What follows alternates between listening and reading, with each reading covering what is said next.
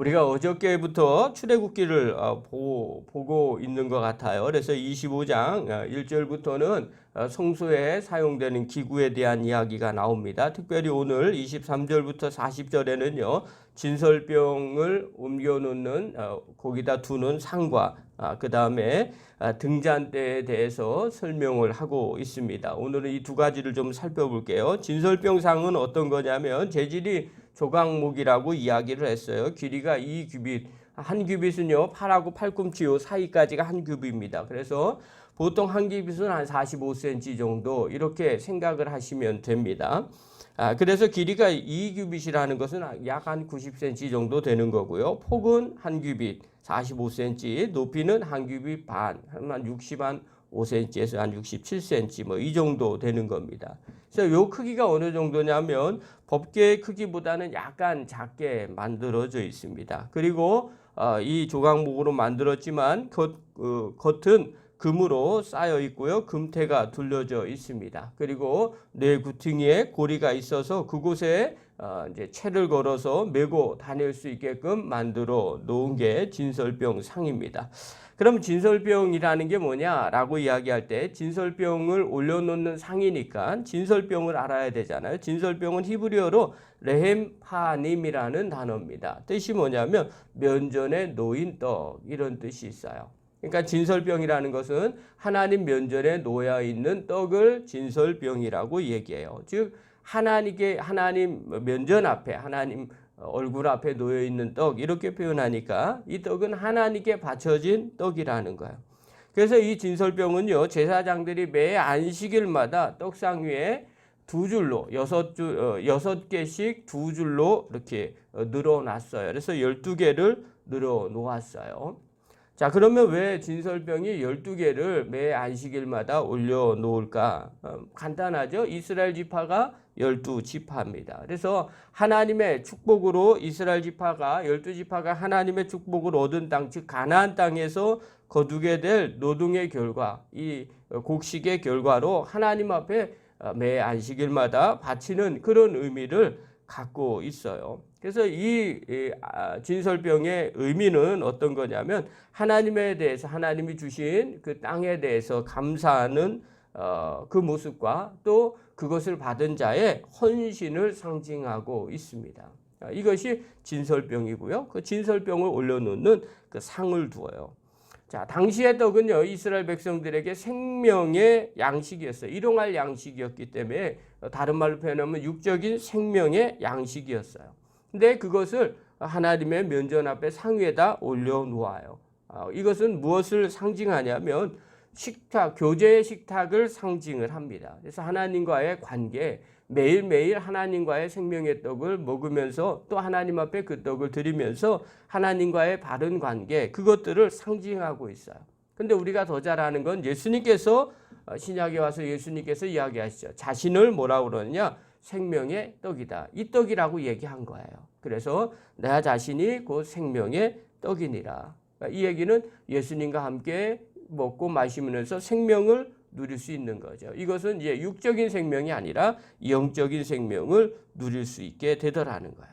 그래서 이것은 어떤 의미를 담고 있냐면 자신을 온전히 하나님께 바치며 사람들에게 예수님이 내어주면서 예수님을 취하는 자마다 예수님과 함께 먹고 마시는 자마다 영적 죽음에서 면하게 될 것이다. 그래서 영적인 생명의 떡이라고 친히 이야기를 하셨어요. 자, 그러면 오늘 우리도 마찬가지죠. 하나님 앞에 이 관계, 헌신을 통해서 생명의 떡을 하나님 면전 앞에서 함께 먹고 나눌 때 영적인 생명이 일어나게 되더라는 거예요.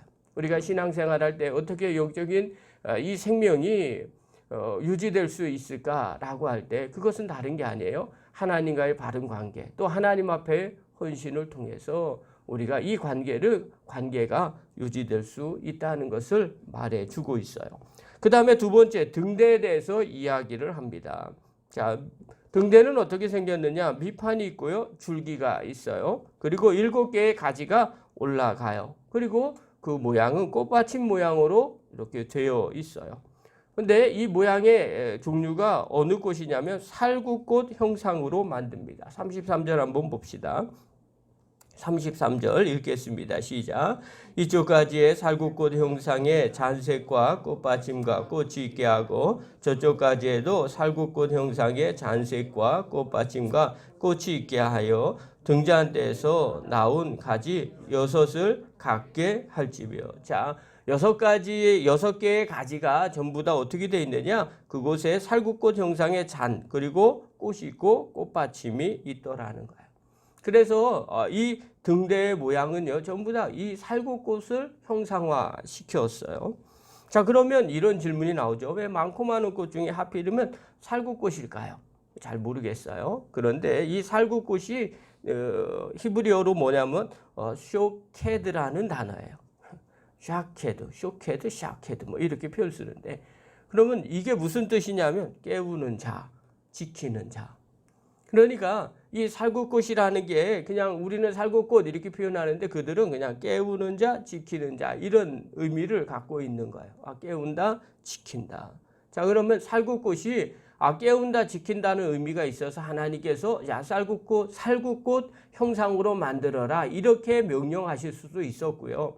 또 꽃을 만들었는데 이 꽃이 뭡니까? 그러면 이 꽃을 살구꽃이라 깨우는 자, 그 다음에 지키는 자라고 불러라 이렇게 말할 수도 있었어요. 그러니까 어찌됐든 간에 이 의미는 등잔 때는 깨우는 거예요. 지키는 거예요.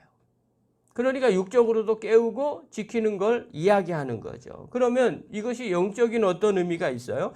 밤에 등불을 켜는 것이 등잔이에요. 이 등잔의 기능은요, 성소 안에서 밤에 이것을 켜서 아침까지 그곳을 환하게 비추는 겁니다. 사실 성소에 낮에는 어떻게 되냐면요, 출입구를 통해서 빛이 들어와요. 그래서 밝아요. 그런데 밤에는 어두워요. 그래서 제사장들이요, 매일 밤에 불을 켜고 아침에 들어와서 불을 꺼요. 이것이 이 등잔의 역할이거든요. 그러니까 비춘다, 깨운다, 지킨다. 하나님은 졸지도 아니하시고 주무시도 아니하시는도다 라고 고백을 시편 기자가 고백을 하거든요. 그런데 그 핵심은 이런 의미가 들어 있어요. 하나님은 성소에서 늘 불을 밝히시는 분이에요. 어둠이 없으시는 분이죠. 그렇기 때문에 이 메시지는요, 어둠이 깊어도 등대에서 빛나는 불이 가리울 수 없다는 의미가 돼요. 그런데 신약에 와서 예수님은 또 당신 자신을 뭐라고 그래요? 나는 세상의 빛이니라 이렇게 말씀하세요. 이 빛도 이것을 인용해서 빛이라고 말씀을 하세요. 그러면 어떤 의미를 담고 있느냐? 예수님과 함께하면 어둠 속에 거하는 사람이 되지 않는다는 거예요. 예수님께서 친히 빛이 되어서 어둠을 비춰주시고 환하게 되었기 때문에 우리가 빛 가운데 거하는 사람의 삶을 살게 된다는 거죠. 빛 가운데 거하는 삶은 하나님이 원하는 삶을 말하는 거예요. 그런 삶을 살게 되는 거죠. 그러므로 성소에 나오는 기구들은 다 의미가 있어요. 진설병은 생명의 떡입니다. 그것을 올려놓는 상, 그것은 하나님과의 관계를 말하고 있죠.